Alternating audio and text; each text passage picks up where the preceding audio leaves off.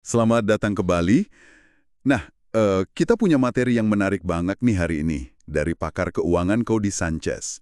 Pendekatannya soal bangun kekayaan itu seringkali beda ya dari nasihat standar yang biasa kita dengar. Betul. Katanya, lupakan deh soal ikut passion melulu kalau tujuannya memang kebebasan finansial. Iya. Jadi fokus kita kali ini memang mau bongkar beberapa ide kunci dari materi Anda tadi. Kenapa sih kepemilikan itu krusial banget?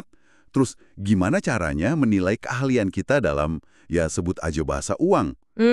Dan juga di mana sebenarnya peluang-peluang tersembunyi itu ada.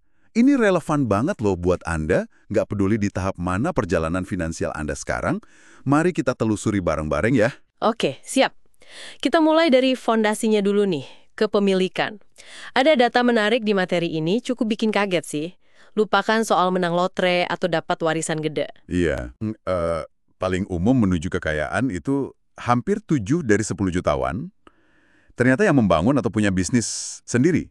Mayoritas, sekitar 68% gitu, punya bentuk kepemilikan bisnis. Jadi bukan cuma soal kerja keras jadi karyawan aja ya. Betul sekali. Dan kemampuan buat, melihat atau bahkan menciptakan peluang kepemilikan itu, nah itu erat banget kaitannya sama kefasihan berbahasa uang. Ironisnya nih, materi ini nyebut kalau sekitar 62% orang di AS itu nggak canggung kalau ngomongin duit. Oh ya? Iya, kayak ada narasi kalau uang itu wah akar kejahatan lah atau gimana gitu. Padahal kan uang itu cuma alat.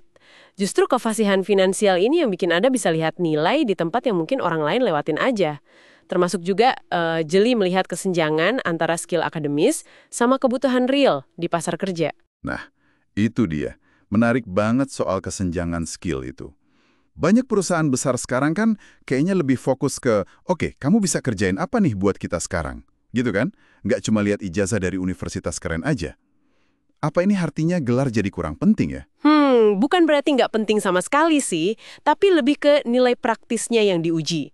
Gelar yang mahal itu nggak otomatis jamin Anda bisa langsung kasih solusi atau nilai tambah yang signifikan buat bisnis. Justru kemampuan praktis, kemampuan problem solving nyata, itu yang makin dicari. Oke. Dan ini nyambung banget nih ke peluang berikutnya yang sering banget kelewat. Nah, ini bagian yang menurut saya paling membuka mata banget. Peluang di bisnis yang kelihatannya biasa aja, atau bahkan ngebosenin. Iya. Ada transfer kekayaan gede-gedean kan dari generasi baby boomer yang lahir abis Perang Dunia II itu, yang sekarang banyak pensiun, triliunan dolar aset mereka itu ternyata banyak nyangkutnya di bisnis skala kecil menengah. Jasa kebersihan, mungkin rental alat konstruksi, bengkel mobil biasa, percetakan lokal. Iya, betul.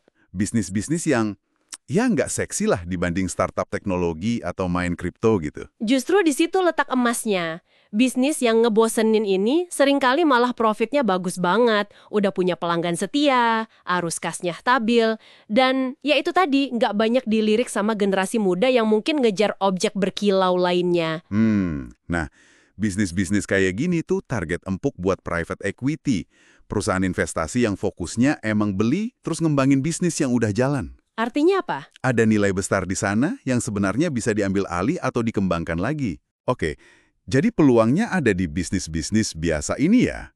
Tapi pertanyaannya kan, gimana kalau kita nggak punya modal segede gaban atau ide brilian buat mulai dari nol? Atau buat beli bisnis itu langsung gitu? Nah, disinilah keahlian Anda jadi modal utamanya.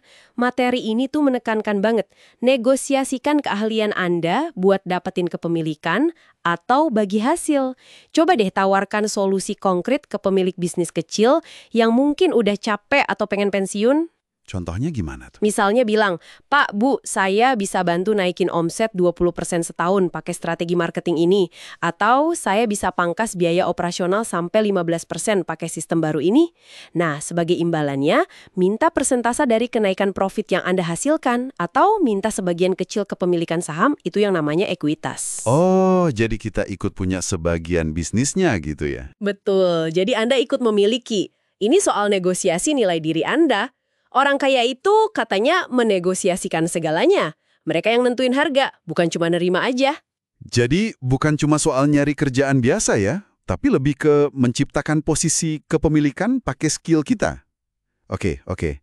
Selain strategi itu, materi ini juga kan nekanin soal pentingnya pola pikir ya, mindset. Tepat sekali. Ada kutipan bagus tuh. Cash loves curiosity. Uang itu suka sama rasa ingin tahu. Jadi jangan berhenti bertanya. Dekati orang-orang yang udah berhasil di bidang yang Anda minati, pelajari cara mereka mikir, kumpulin mentor secara, nggak resmi lah. Caranya? Caranya dengan kasih nilai tambah dulu ke mereka, jangan langsung minta-minta. Dan yang nggak kalah penting itu grit, ketekunan, kegigihan. Bangun bisnis atau kekayaan itu kan maraton, bukan lari sprint. Fokus juga ke siapa orang yang bisa bantu Anda. Jangan cuma mikirin bagaimana caranya sendirian. Sip. Satu lagi nih, poin penting soal resiko, apalagi kalau ngelibatin orang lain. Gimana soal kemitraan menurut sumber ini? Wah, ini krusial banget. Kesalahan finansial paling gede itu seringnya bukan karena salah investasinya, tapi karena salah pilih partner bisnis. Waduh, Makanya saran utamanya, jangan buru-buru. Kenali calon partner Anda, minimal setahun lah. Cari orang yang melengkapi kelemahan Anda, bukan yang kayak fotokopian Anda. Dan pastikan komitmen sama alasan mereka why-nya, buat bisnis itu kuat dan sejalan sama visi Anda. Oh, dan perjanjian hitam di atas putih di awal, itu wajib hukumnya, jangan sampai enggak. oke. Jadi kalau dirangkum nih, jalan menuju kebebasan finansial versi materi ini tuh intinya bukan soal nyari trik tepat kaya mendadak ya, tapi lebih ke bangun fondasi yang kuat lewat kepemilikan, terus kuasai bahasa uang biar jeli lihat peluang, asah keahlian kita, dan berani negosiasi nilainya, terutama di sektor bisnis yang biasa aja yang sering diremehin orang. Dan tentu, semuanya ini perlu dibungkus sama pola pikir yang gigih dan penuh rasa ingin tahu. Iya, persis. Nah sekarang sebagai penutup nih ya, coba deh Anda renungkan sebentar. Dengan keahlian unik yang Anda punya sekarang ini, bisnis biasa atau ngebosenin apa aja sih di sekitar Anda yang sebenarnya potensial banget? Peluang apa kira-kira yang bisa Anda masuki?